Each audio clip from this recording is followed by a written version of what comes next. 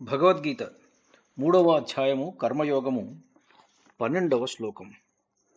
ఇష్టాన్ భోగాన్ హి వో దేవా దాస్యంతే యజ్ఞభావితాః తైర్దత్తాన ప్రదాయైభ్యో యో భుంక్తేస్తేన ఏవ సః. యజ్ఞభావితాః యజ్ఞముల ద్వారా సంతృప్తి చెందిన, దేవాః దేవతలు, వహ్ మీకు, ఇష్టాన్ ఇష్టములైన, భోగాన్ భోగములను, హి నిశ్చయముగా, దాస్యంతే ప్రసాదించెదరు, తైహి ఆ దేవతలచే, దత్తాన్ ఇయ్యబడిన భోగములను, యహ్ ఎవడైతే, ఏభ్యః వీరికి, అప్రదాయ ఇయ్యకుండానే, భుంక్తే అనుభవించునో, సహ్ అతడు, స్తేనః ఏవ దొంగయే. యజ్ఞముల ద్వారా సంతృప్తిని పొందిన దేవతలు మానవులకు అయాచితముగానే ఇష్టములైన భోగాలని ప్రసాదించుతారు. ఆ విధంగా దేవతల చేత అనుగ్రహింపబడిన ఈ భోగాలని ఆ దేవతలకు నివేదన చేయకుండా తానే అనుభవించేవాడు నిజంగా దొంగయే అని చెప్తున్నారు పరమాత్మ. తరువాతి శ్లోకం. యజ్ఞశిష్టాసినః సంతో ముచ్యంతే సర్వకిల్బిషైః భుంజతే తే త్వఘం పాపాయే పచంత్యాత్మకారణాత్.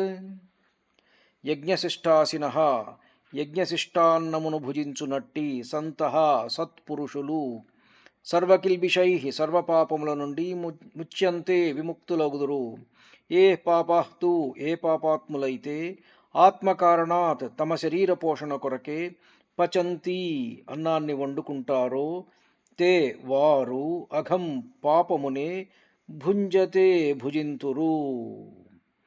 యజ్ఞశిష్టాన్నమును తిని, యజ్ఞశిష్టాన్నము అంటే యజ్ఞము చేయగా మిగిలిన పదార్థాలని భుజించేటువంటి శ్రేష్ఠ పురుషులు అన్ని పాపాల నుండి ముక్తులవుతారు. తమ శరీర పోషణ కొరకే ఆహారాన్ని వండుకునేటువంటి సిద్ధపరిచేటువంటి పాపులు పాపాన్నే భుజిస్తారు.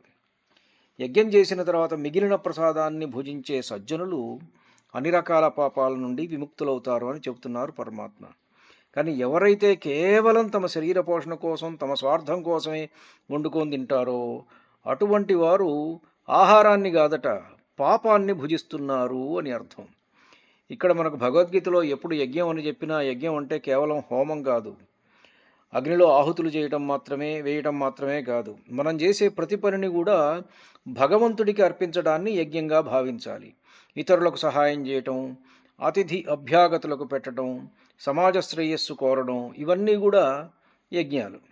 మనం తినే ఆహారం మనకు ప్రకృతి ప్రసాదించింది, అంటే దైవం ప్రసాదించింది. గాలి, నీరు, నిప్పు, ఆకాశం ఇవన్నీ ఉన్నాయి. పృథ్వీ ఆపస్తేజో వాయురాకాశ, ఈ పంచభూతాల నుంచి మనకు వాటి సహకారం లేనిదే మనకు ఆహారం ఎట్టి పరిస్థితుల్లో కూడా దొరకదు.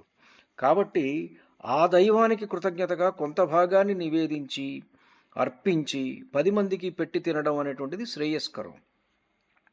లోకంలో జీవించే ప్రతి ప్రాణి ఇతర జీవుల మీద ఆధారపడి ఉంటుంది. We're all interdependent. మనం వంట చేసేటప్పుడు లేదా ఆహారాన్ని సేకరించేటప్పుడు, ఏదైనా పని చేసేటప్పుడు మనకు తెలియకుండానే కొన్ని జీవులకు హాని జరుగుతూ ఉంటుంది. చిన్న చిన్న విషయాలు, ఉదాహరణకు కట్టెలు కాలుస్తున్న, కూరగాయలు కోయటం ద్వారా కొన్ని సూక్ష్మజీవులు కానీ, కూరగాయల్లో ఉన్నటువంటి ఇవి కానీ, రకరకాల పురుగులు కానీ, ఇవన్నీ చనిపోతూ ఉంటాయి. ఆ దోషం అనేటువంటిది పోవాలంటే వైశ్వదేవం లేదా దానం వంటి పుణ్యకార్యాలు చేయాలి. అలా కాకుండా ఇదంతా నాది, నా కోసమే అనుకుని తినేవాడు ఆ కర్మఫలాన్ని అనుభవించక తప్పదు. షేరింగ్ ఈజ్ కేరింగ్ అనేటువంటి విషయాన్ని మనకు ఈ శ్లోకం చెబుతుంది. ఇవాళ మనం పిల్లలకు చెప్పవలసిన విషయం ఏంటంటే షేరింగ్ ఈజ్ కేరింగ్, పంచుకొని తినడము మరియు త్యాగభావం, ఈ రెండింటిని కూడా ఈ శ్లోకం నేర్పుతుంది. స్వార్థం విడిచిపెట్టి చేసే పని మనిషిని బంధనాల నుండి విముక్తుణ్ణి చేస్తుంది. ఈరోజు మనం 12, 13 శ్లోకాల గురించి మాట్లాడుకున్నాం. 3వ అధ్యాయం కర్మయోగంలోనిది. ధన్యుణ్ణి. నమస్కారం. మీ ఊటుకూరు జానకి రామారావు.